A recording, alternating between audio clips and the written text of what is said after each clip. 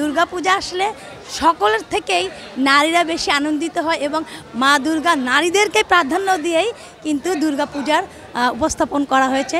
বাবার বাড়ির সকলের সাথে পূজা উদযাপন করা যে কত শান্তির আপনারা জানেন।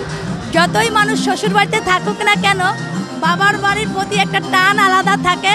তো মা দুর্গার এই পুজোতে মেয়েরা বাবার বাড়িতে যে বাবা মার সাথে ভাই বোনের সাথে যে আনন্দ উৎসব মুখরিত হয়ে করতে পারে, তার একটা বিশাল আনন্দ। এবং এই আনন্দ আসলে বলা যাবে না, এটা একটা অন্যরকম।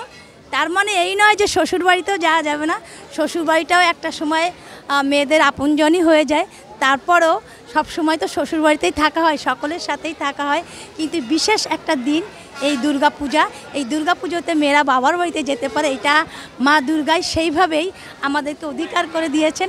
যার জন্য দুর্গাপূজা আসলে সকলের থেকেই নারীরা বেশি আনন্দিত হয় এবং মা দুর্গা নারীদেরকে প্রাধান্য দিয়েই কিন্তু দুর্গাপূজার উপস্থাপন করা হয়েছে। প্রতি বছর আমরা এই দিনটার জন্যই অপেক্ষা করে থাকি, কারণ আমাদের সনাতনী সম্প্রদায়ের বাঙালি ঐতিহ্য এই মা দুর্গা উৎসব।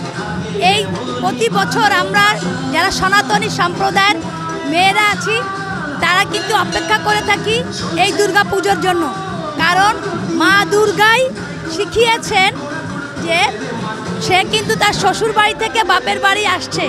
অতএব সনাতনী সম্প্রদায়ের সকল মেয়েরা শ্বশুর বাড়ি থেকে বাপের বাড়িতে যে পূজা উদযাপন করতে পারে মা দুর্গার পূজায়।